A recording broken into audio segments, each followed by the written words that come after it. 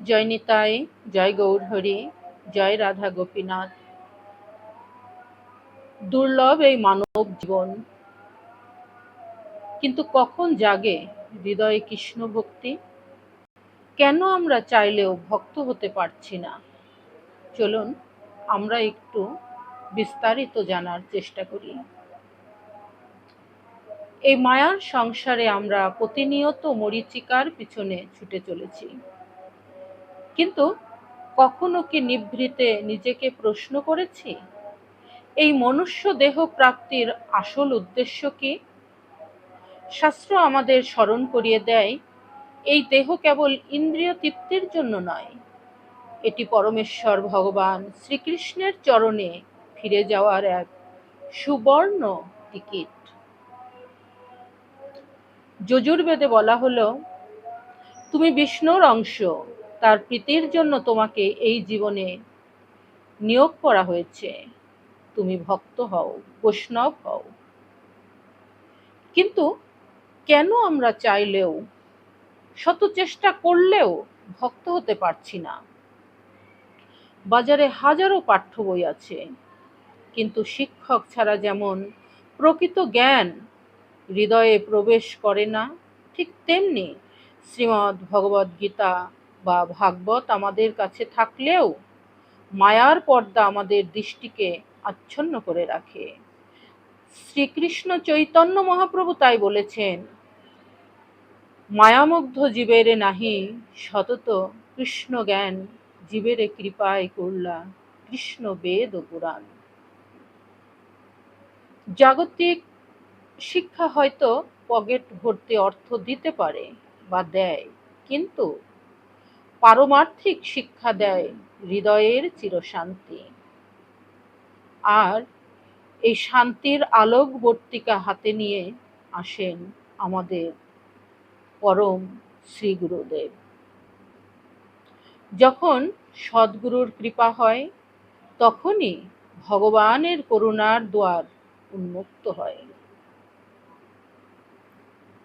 কিন্তু প্রশ্ন ওঠে, ভক্তির সেই পরম পরম মহেন্দ্রক্ষণ কখন আসে?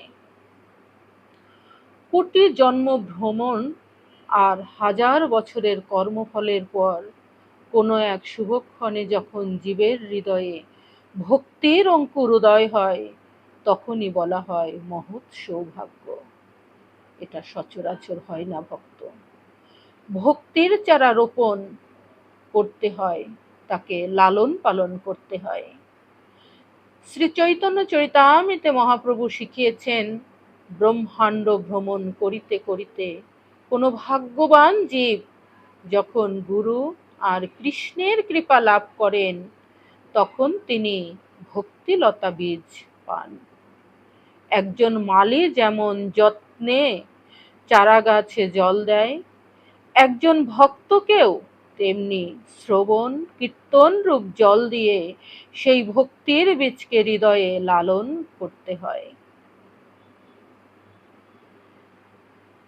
ভগবান শ্রীকৃষ্ণ গীতায় বললেন, হাজার হাজার মানুষের মধ্যে কদাচিৎ কেউ সিদ্ধি লাভের চেষ্টা করে, আর সেই সিদ্ধদের মধ্যে খুব কম জনই তাকে তত্ত্বত জানতে পারে। বহু জন্মের সাধনার পর যখন কেউ অনুভব করেন বাসুদেব সর্বমিত, অর্থাৎ কৃষ্ণই সবকিছুর মূল, কেবল তখনই তিনি প্রকৃত মহাত্মা হয়ে উঠতে পারেন। কিন্তু একজন প্রকৃত বৈষ্ণবের জীবনশৈলী কেমন হবে?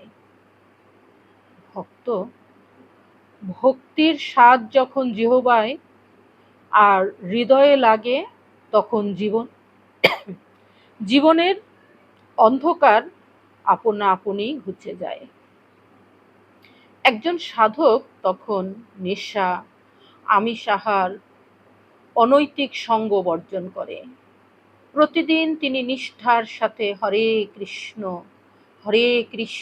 কৃষ্ণ কৃষ্ণ হরে হরে, হরে রাম, রাম রাম হরে হরে এই মহামন্ত্র জপ করেন।